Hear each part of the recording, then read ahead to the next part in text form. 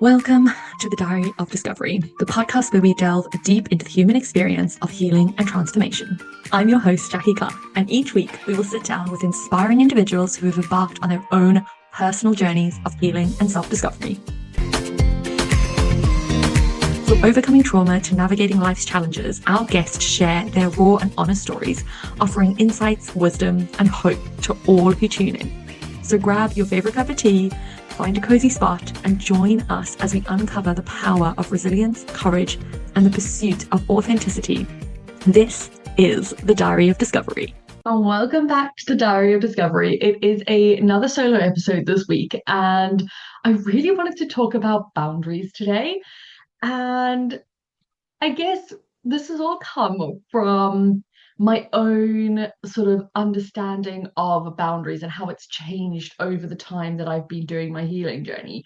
But then also from a lot of guests that I speak to, where a lot of people will say things like, my relationships changed, my work changed, what I would tolerate changed. And one of the things that nobody really tells you about healing is that sometimes it's not just you that changes.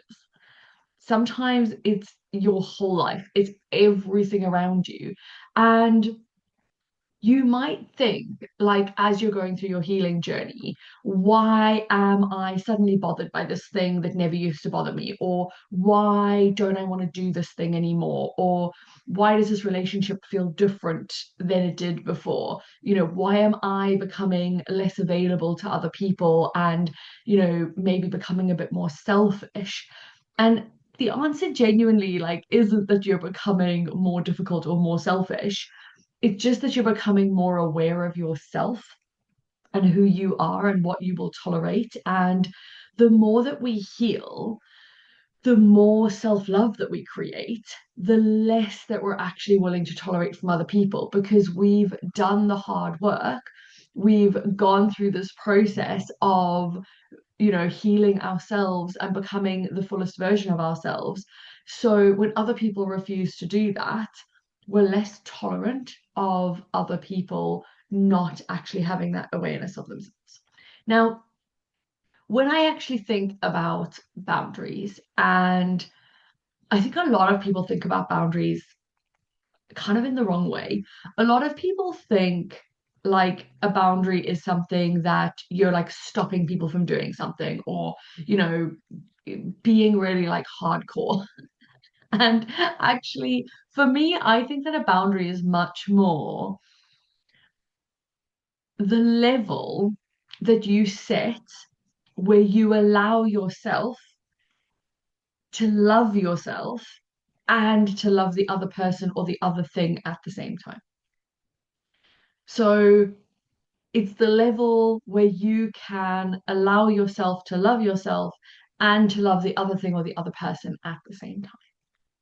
And I really like this because it moves boundaries away from this idea that they're like a wall or a barrier, because a boundary isn't saying to somebody, you can't do that. That's not a boundary. A boundary is saying, if this happens, this is what I will do to take care of myself. Okay. And this is a distinct, like, really important thing when it comes to boundaries. You're not saying you're not allowed to do this. You're not trying to control other people. What you're saying to other people is, when you do that, if that is what you choose to do, this is how I will respond to this. This is what my reaction will be to this. This is how I will take care of myself. Because it's a really important thing to remember that ultimately you do not control other people's behavior. Your control, your participation, like, you can only control yourself in the situation. You can control how you respond, how you react, how you behave if you continuously put yourself back into that situation. And you can ask somebody to respect your boundaries, but you can't force them to behave in a particular way. So what we've got to understand is that the only boundary that we can set is how we respond to things, not how other people do things. And this is where a lot of people get wrong and confused in the space of a boundary, because they'll say, other people are constantly like testing my boundaries and making me do things I don't want to. And it's like, okay, but actually, the only thing you can control is you in that situation and how you show up. Now, one of the things that I think is really, really interesting with boundaries and healing specifically is when we learn to value ourselves, we can shift so much in the way that we look at ourselves. And a lot of the times, before you've healed, before you've learned to value yourself, you can confuse things like being needed with being loved. So this person needs me to do all of this stuff for them. That means they must love me. Not always the case. Being available for being caring. Well, I really care, so I'm going to make myself available all of the time for all of these people and help them all. And actually, sometimes your level of caring is too much compared to what other people would give back. You see saying yes to people as being kind. Well, I don't want to be difficult. I don't want to say no to people. I don't want to seem like I am obstructive. So I'm just going to say yes because I'm a kind person. And genuinely, when you actually heal, you realize that being kind has got nothing to do with how often you say yes. It's got to do with how you actually approach people when you say yes or no in the process. You could also confuse valuing yourself. Like when you haven't learned to value yourself, you can confuse this idea of keeping the peace with having a healthy relationship.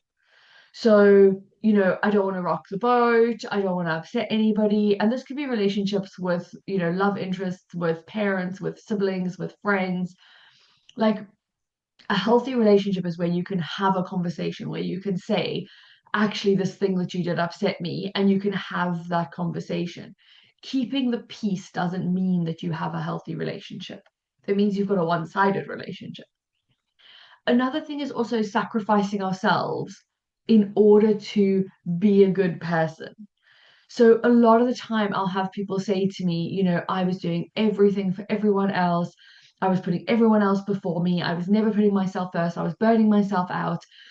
But that made me a good mother, wife, friend, whatever it is. And this was one of the ones that I really struggled with, where I would put everyone before me and like still healing from this. Let's not kid.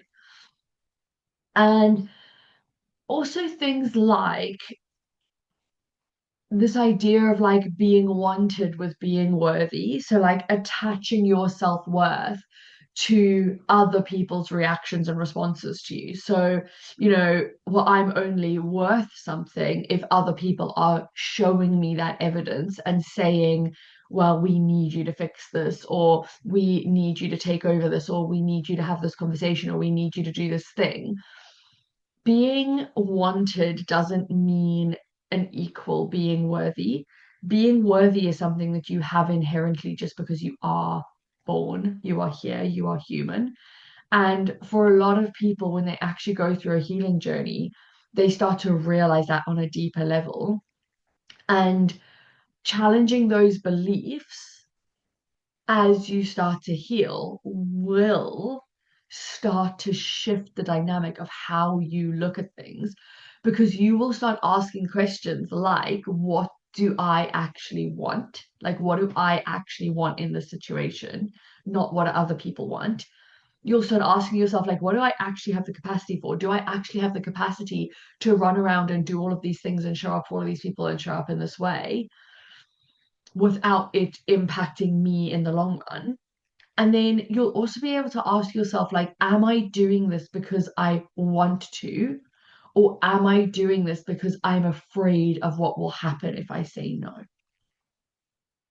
And this is a really, really powerful, like, shift in a lens that you can send your decisions through when you're looking at making decisions about what you're doing, how you're spending your time, who you're spending your time with, what activities you're taking part in. Like, am I doing this because I genuinely want to, or am I just doing this because I'm afraid of what will happen if I say no? Like, this has become such a habit, such a way of being, such a um a program that actually, if I say no, I'm afraid how the people around me will respond. Because if you're working from that place, there's boundaries that need to be set. If you're working from a place of always pushing yourself to overcapacity, there's boundaries that need to be set. If you're actually doing things that you don't want to, there's boundaries that need to be set. And this is why relationships can change when you heal. Yeah. So relationships can become better because we have more communication, we have more honesty, we have more self-awareness, we have more, idea of what we actually want to do and what makes us happy. Sometimes they can become different because we're no longer playing the role that we've always played. We're no longer being the person that we've always been. And sometimes, unfortunately, they can become distant because the relationship depended on you having no boundaries. And it's really uncomfortable, but it's actually worth saying that you can love somebody really deeply and still realize that the way that you've historically related to each other isn't healthy anymore for you or for them or for both of you. Because sometimes, even without people realizing, they can be crossing boundaries and treating you quite badly without even meaning to. And when you go through this process, like, I really think that when you start to heal and you start to change relationships, it can be really, really powerful. Like, I can think about a couple of my relationships where big things have shifted. So, like, one of my relationships was with my in-laws, and we had a really strained relationship for quite a while. And I never really could pinpoint what it was or, what was happening or why it was happening. And for years, this had been going on. And it was really interesting because I ended up having a conversation with my father-in-law, um, and he said a couple of things that were actually not true. So things had happened previously in the relationship, and they had assumed something, and they had based all of their information on that assumption. And that original assumption had been incorrect. There was actually two assumptions, but both of these assumptions had been incorrect. And because of that, they had given themselves this image of who I was, and they had decided how they were going to treat me based on those two assumptions that had been made. And the more that I healed, the more that I was able to have these open conversations, the more that we got to this point where actually we had this conversation. And I'll never forget my father-in-law saying to me, like, oh, my mother-in-law, like, she's going to absolutely hate me for like saying this out loud because you're going to stop seeing us now. And I was like, but I'm not going to do that. Like, I'm more mature than that. Like, I'm more grown up than that. And actually the honesty is really refreshing, and now we can do something with this. So the next time that I saw my mother-in-law, I sat down and had a conversation with her, and I said, listen, these are the assumptions that were made, this is why they're wrong. This is what actually happened. This is who I actually am. If you guys want to get to know me properly, then I'd love that. If you don't, I fully respect that. It's absolutely fine. But I'm not going to carry on having this relationship in the way that it is because it's not healthy for me, and I can't keep doing it because you guys are constantly questioning my character and it's not who I am. And the conversation was excellent. Like, it was so excellent. And now we have got such a good relationship, like such a good relationship. We speak more often. Like, there's so much warmth when I see them, and like, it's so different. And that was only possible because I had healed myself, because I had been able to have that honest communication and go through that process. Now, not every relationship will work in that way. I've had relationships that have worked in the opposite way. So I am part of a my local running club. I've been on the committee for the last couple of years, been helping organize races. And what's happened is, because I'm good at what I do, I've been the assumption's almost been made that I will do more and more and more and more. And it's gotten to this cycle that we're in now, where I've actually said that I'm coming off the committee, I'm stopping organizing races, I will not be part of this anymore. And it's really interesting because the shock horror of the people in the community and the lack of understanding why I need to step away showed me how many boundaries have been lacking in that space. And I had somebody who's part of the committee say to me when I said, "Oh, by the way, I'm going to be stepping away. I've got a lot of stuff I need to deal with myself. I've got a lot of, personal family, friends having babies. Like, there's a lot happening. I need to focus on my own business. This is taking too much of my time. I've got my own things to worry about. So, like, next year I won't be on the committee once we finish this year." And I basically got told that I am wrong and that, like, I will change my mind. And that was such an eye opener for me to the lack of boundaries that are in the space and the expectation that is put on me in a volunteer position to show up and fix things for people who are not able to fix them themselves. And it was really, really easy for me in that moment to actually be like, do you know what? I can 100% tell you that I'm right. I can 100% tell you that I am not going to be putting my time and energy and attention into this anymore. And honestly, in the second situation, the people involved in that situation will make me a villain. They will make it seem like I am the problem. And that is okay with me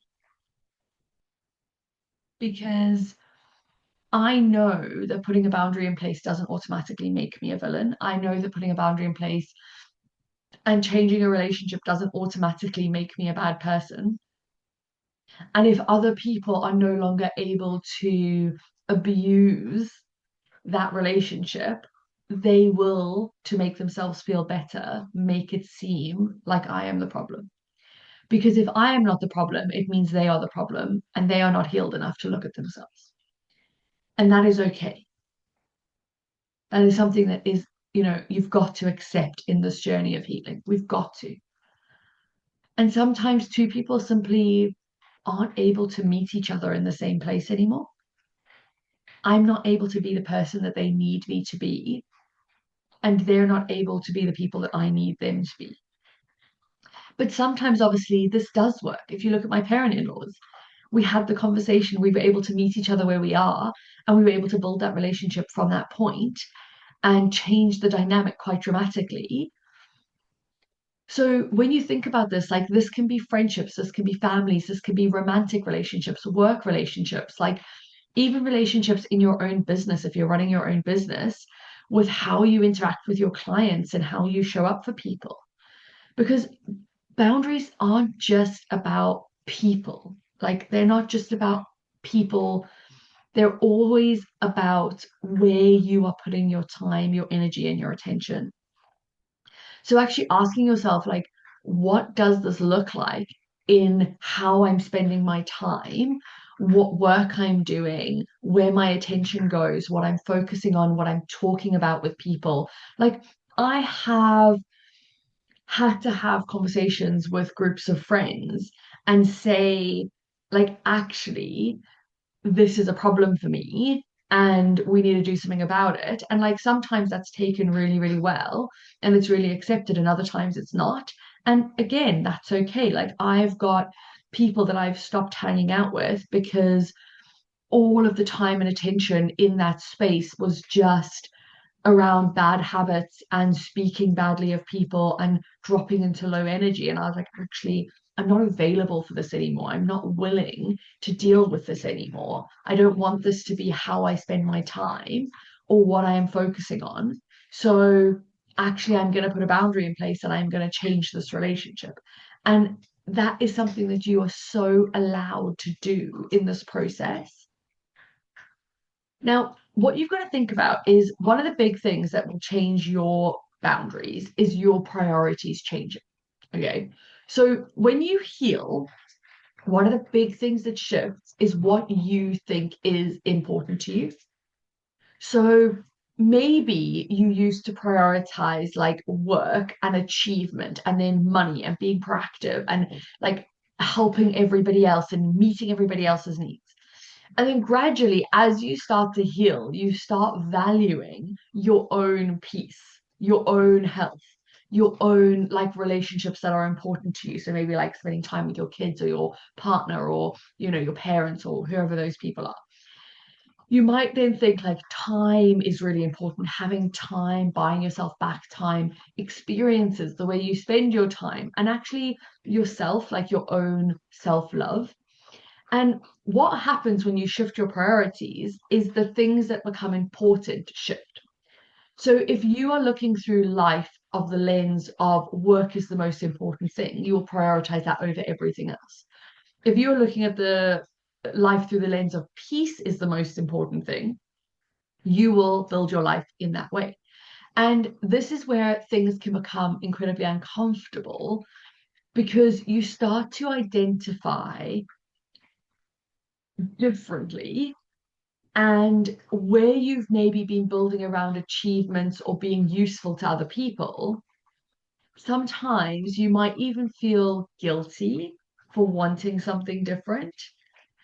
You might stay in a situation for longer than you should because actually that guilt of paying attention to yourself, putting your peace first, putting your health, your mental health, your physical health first, can actually shift that dynamic quite a lot. But what you've got to think about is changing your priorities doesn't necessarily mean that you're like giving up on the old things. It just means that you're asking yourself a different question. So you're finally actually asking yourself, what do I actually want my life to feel like? How do I actually want to show up for myself? And this changes the dynamic quite dramatically. This was one of the biggest shifts for me when I started my healing journey. God, like 10 years ago, like literally in depression, struggling so much, and actually having that moment where I got made redundant and I asked myself, like, what do I actually want my life to feel like? I don't want it to be this constant toxic behavior and environment that we're living in. And that is what my work environment was. It was constantly toxic. I was surrounded by people who were so fake and so entitled and so difficult to be around that actually, when I asked myself, what do I want my life to feel like? Who do I want to surround myself with? Like having that choice of being able to choose my own clients, being able to work from home some other time, like it was a really, really big driver for me. But it did feel like I was giving up on that career path that I was building. So it doesn't always mean to say that that shift is going to be easy, but it is something that does need to be considered and does need to be done and does need to be thought about as you kind of go through this process. Now, one of the biggest lessons that I've learned, and this is something that I teach in my balance code program, is your boundary and every boundary that you set starts with you. Okay.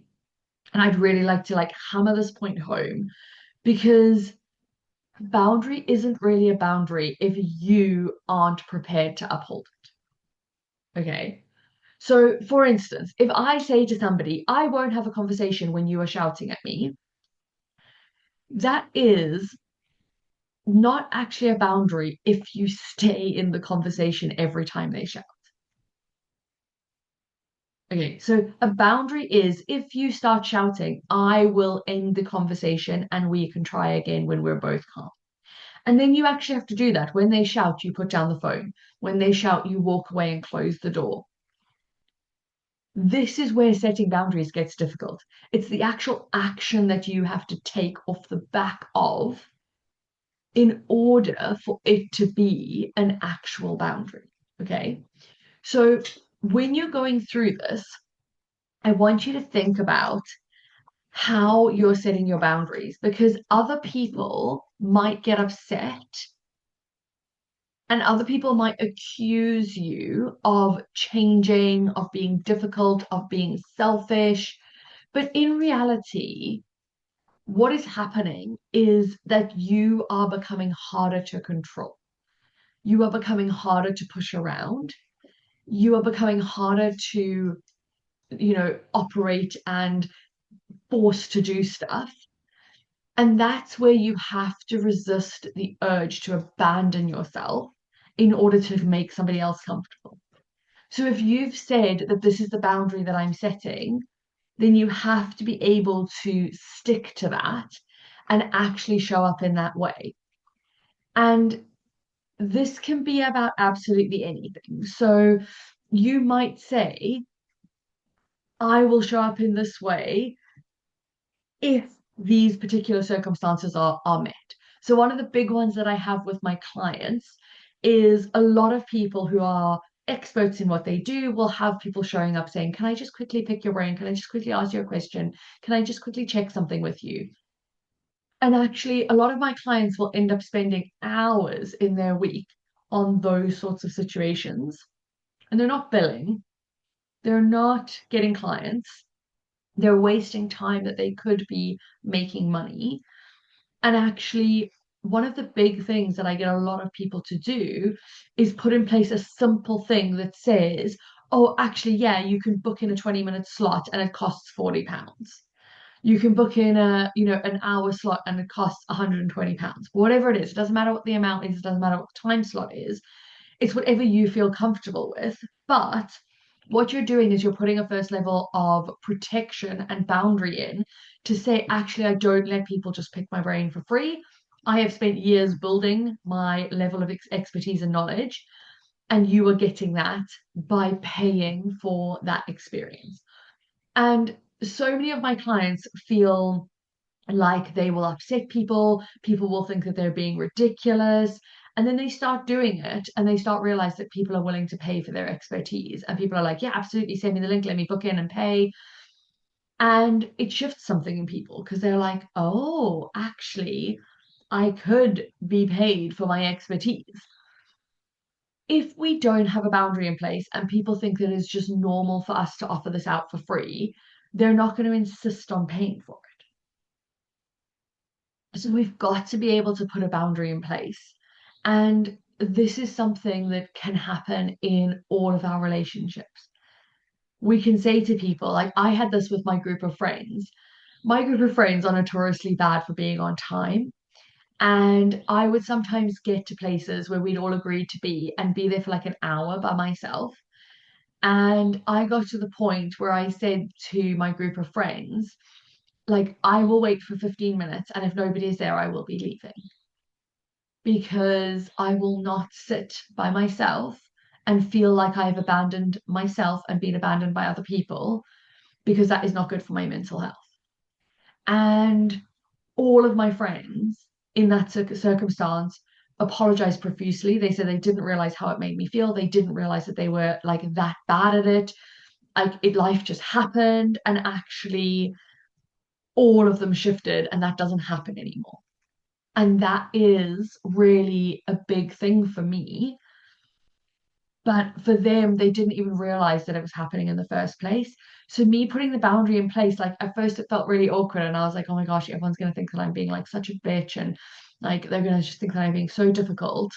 But actually, being able to say those things and say, listen, this actually really upsets me, and this actually really hurts my feelings, and this is how it makes me feel, and this is what I need, and this is how I'm gonna respond if this carries on, then it becomes really easy for people to decide how they want to show up in that situation.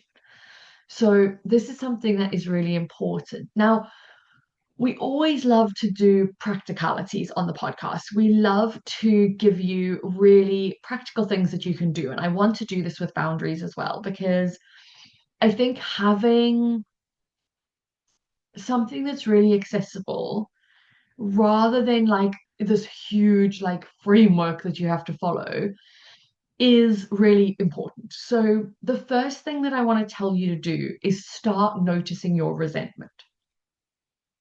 So resentment can sometimes give you a clue where you are repeatedly saying yes when actually you meant no. So where people are repeatedly taking advantage of you and you're not doing anything about it. If you start feeling resentment towards something, you can ask yourself, where am I repeatedly doing something that I don't want to? And what would I actually prefer? So this might really start small, where instead of tackling like the most difficult thing and the most difficult relationship and the most, difficult situation, you might just start practicing things like not responding immediately. So you might say, oh, I don't actually have capacity this week, but I can get onto it next week for you. I can't actually deal with this right now, but I can get back to you tomorrow.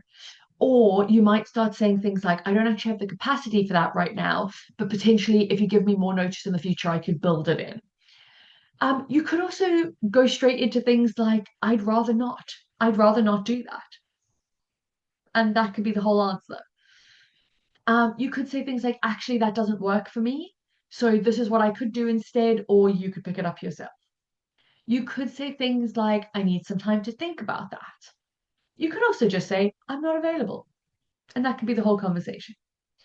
So when you're thinking about this, you've got to think about, okay, what is something that I'm doing repeatedly that I don't want to do?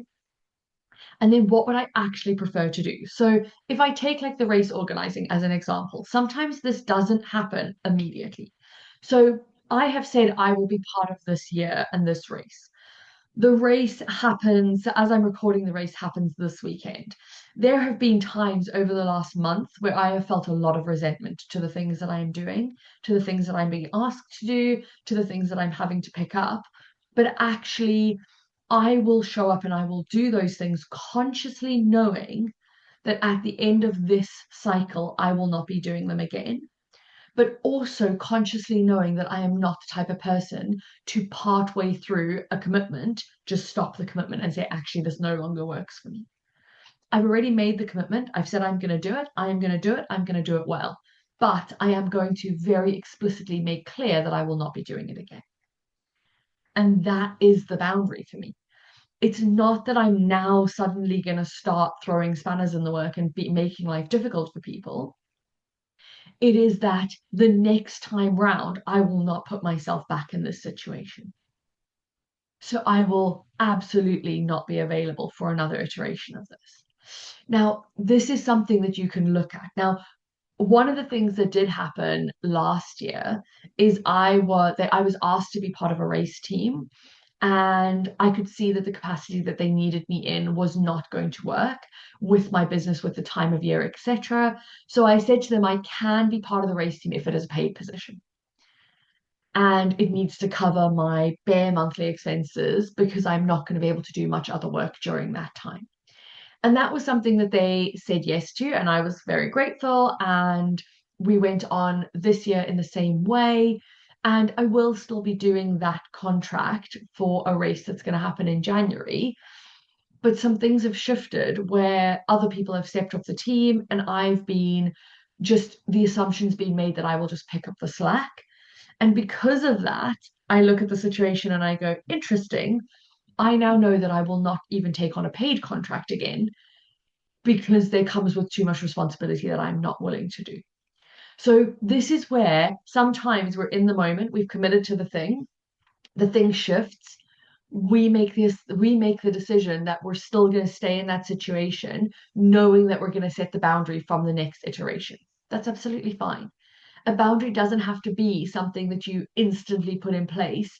It can be something that you build up to over a period of time. But it can also be something that you instantly put in place and say, actually, no, I'm done. I don't want to anymore. Yeah, you're allowed. And these are the sorts of things like if I take like with my conversation with my parent-in-laws, I said to them, like, I really want to have a good relationship in this space. I want to spend more time with you guys. I want to have you guys more involved in our lives.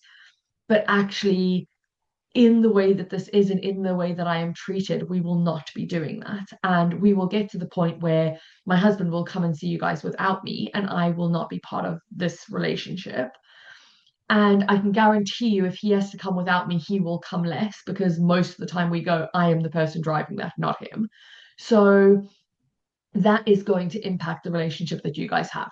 You guys do with that what you will. But if you're not willing to actually have this conversation and start this relationship again, then this is the boundary that I'm going to put in place. And obviously, we never got to that point and we had the conversation and it was really great and things have worked really well. And that is sometimes the outcome when you set a boundary. Like it doesn't always have to be a bad outcome. So, one of the things that I really want to reiterate for you is when you're setting a boundary, you do not always have to give an explanation or a long story or a whole reason as to why it's a boundary for you and why you need to enforce it. You can absolutely say no, and that can be a complete sentence. So things like, I'm not available, that doesn't work for me, that doesn't fit into my work schedule, I am not going to be able to do that. Those are all complete sentences. And that is absolutely what you can and are allowed to enforce in every single relationship that you're in. The only thing that you need to tell people is what will happen if they continue to do the thing. So I will step out of this relationship. I will not stay in this space. I will behave in this way. I will walk away if you shout. I will not sit by myself for an hour. Like, you need to be able to respect that and respect that boundary that people have. Okay. Now, when we're thinking about this, and we're thinking about you have said what happens, you have said what is going to happen, but somebody else decides to disrespect your boundary. They decide that they're not interested in what you had to say. And this is where actually this comes back to reality. So, firstly, we've got to communicate clearly. We've got to be really clear and say, this is what will happen, and then give them a chance and watch what happens. Okay. So we've got to understand, like, are they misunderstanding us? Are we needing to be more clear? Are they trying to negotiate with us and get a different outcome? In which case, we need to decide, are we okay with that negotiation? Are we okay to come to the party and look at that, from both sides? Or are we saying, actually, no, this is my boundary, this is my line, I'm done? Are they just repeatedly ignoring it? So are you saying, for instance, I won't wait an hour, they completely ignore it, and you wait the hour? And then are they getting angry because they no longer have the same access to you? So are they getting frustrated with you? Are they maybe talking badly about you to other people? How are they responding to this process? And then you've got to ask yourself, what do I need to do in order to protect this boundary? Because sometimes the boundary isn't another conversation. It might be, actually, I need to reduce contact. I need to change how available I am. I need to leave the situation completely. I need to change the arrangement or the agreement that we've got and say, actually, I know that we had this agreement, but that no longer works for me. So now the agreement's going to be this. And, if that's not okay with you, then you can let me know. But this is all that I have availability for. And genuinely, you need to decide, if this relationship doesn't work in the current format, what you are going to do. Because part of people not wanting to hear this setting of a boundary, and if people don't want to hear what you're saying and take on board what you're doing, it genuinely is not a boundary without an action behind it. So a boundary without an action behind it is often just a request. And you can request for people to treat you better, but if they still choose not to, then you need to do something different in your actions in order to get a different response. So this is something that you've got to think about. If you've made the request before and the request has fallen on on deaf ears, then you need to set a boundary with an actual action behind it as to what is going to happen if this person continues to behave in this way, if the situation continues to be the situation that you're in. Now, I'd like to just bring us like back around to the idea that a boundary doesn't have to be about you becoming harder or colder. It's just about you becoming more honest. So this isn't about saying like, I don't care about you, I don't care about your input, I don't care about your experience of the situation. It's about saying, I genuinely care about myself and I care about you. And I need to make sure that me and you are taken care of in this situation. Because if it is only you and not me, then that is self-sacrificing and I cannot do that anymore. And that is a very different way of positioning. So I want you to think about like where in your life are you asking somebody else to respect a boundary that you haven't learned to respect yourself? Like genuinely, where are you saying yes when you actually mean no? Where are you over giving and getting nothing or very little in return?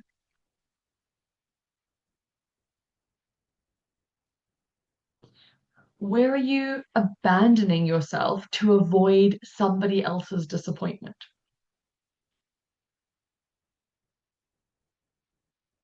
And what would change if you actually believed that your needs were allowed to be met too?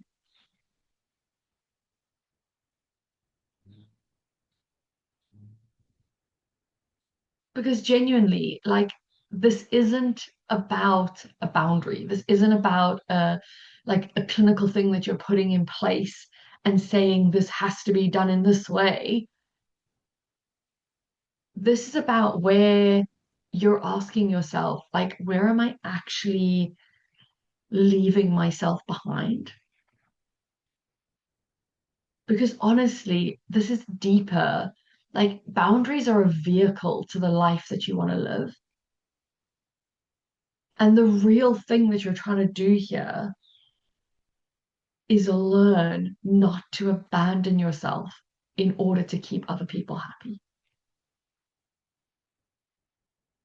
So we're going to leave it there today. I feel like that is a great place to wrap up, and I'll see you guys soon. Thank you for listening to another inspiring episode of the Diary of Discovery. If you found value in today's conversation, don't forget to subscribe to the podcast and share it with your friends, family, or anyone else you think might benefit from the stories of hope and transformation. Your feedback means the absolute world to us, so please take a moment to leave a review on your favorite podcast platform. Your reviews help us to reach even more listeners and continue to bring this meaningful content to the world. Until next time, remember, your healing journey is valid. You are never alone, and you have the strength to get through this. Keep shining bright, and we'll see you in the next episode of the Diary of Discovery.